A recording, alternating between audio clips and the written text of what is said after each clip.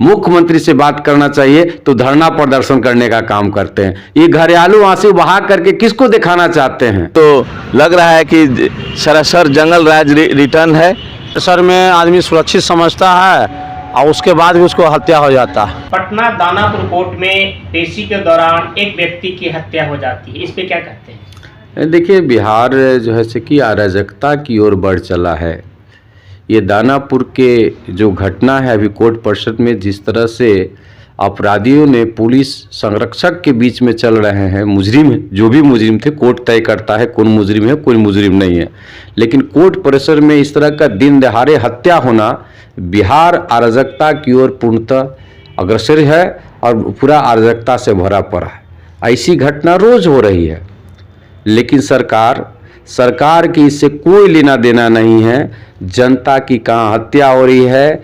बिहार में अराजकता के माहौल में लोग शाम में भी अब निकलने से कतरा रहे हैं। अपहरण की घटना इसी तरह से हो रही है, लेकिन सरकार को इसको कोई लेना देना नहीं है। ये हत्या आसान नहीं है कि बिहार में कोर्ट परिषद में पूरी पुलिस प्रोटेक्शन में और उसमें हत्या कर दी जाती है। इससे क्या क्या मायने निकलता है? नीतीश बाबू कहते हैं कि हमारे शासन में सब कुछ सही है। कहाँ सही है?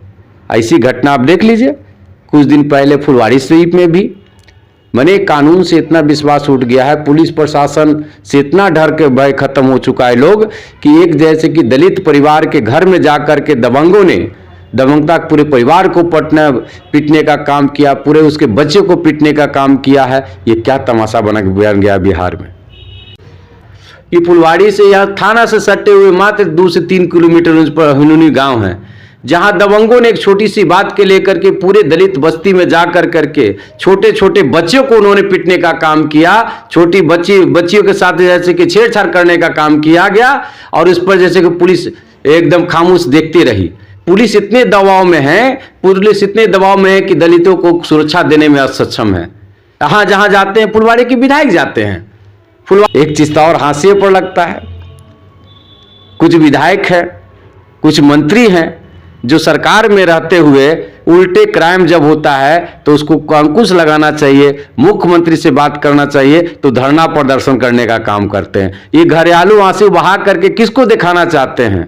खास करके फुलवाड़ी में घटना घटा, मैं देखा हूं मीडिया में कि फुलवाड़ी की विधायक है और उनके क्षेत्र में घटना एक नहीं अनेकों घटना घटी है, और जब घटना घटते हैं तो 4 आदमी के लेकर के और जुलूस निकालने का काम करते हैं। ये किसको बताना चले? अरे सत्ता में मैं उनको विधायक जी कहना चाहता हूं कि अगर सत्ता पर भरोसा नहीं आपको है तो सत्ता से रिजाइन कर दें, आप त्याग पत्र दे दे और जनता के बीच जनता की आवाज बनाने के लिए। वरना ये घरेलू आंसू बहा करके सिंपैथी वोट लेकर के आप राज करना चाहते हैं, ये दोहरा नीति नहीं चलने वाला है।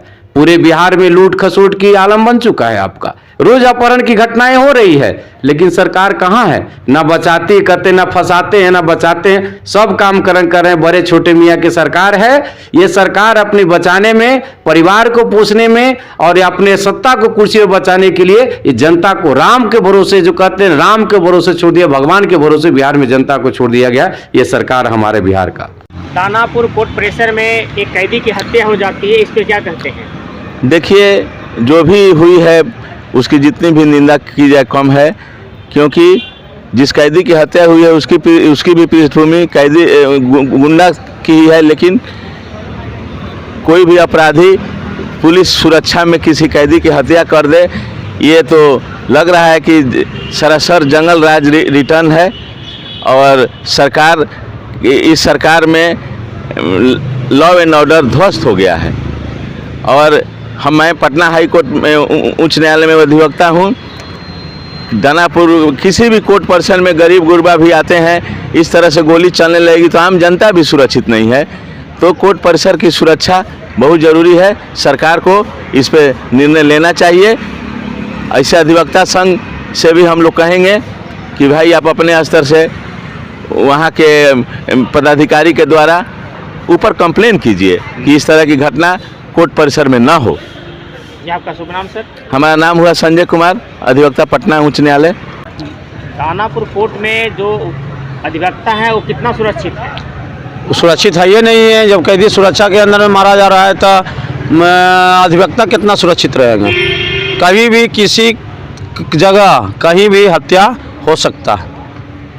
परिसर में आदमी सुरक्षित समझता है और उसके बाद भी उसको हत्या हो जाता है। ठीक है, कैदी है, उसको न्यायिक जो जांच है करके उसको सज़ा दे सकता है, समझ गए। लेकिन ये जो है बेलगाम है, सरकार भी पर भी सवाल खड़ा होता है और न्यायिक जो कोर्ट परिसर में जो सुरक्षा है उस पर भी सवाल खड़ा होता है। इसलिए मैं घोर निंदा करता हूँ कि ऐसा घटना के लिए सरकार भी जिम्मेदार है और प्रशासन भी जिम्मेदार है।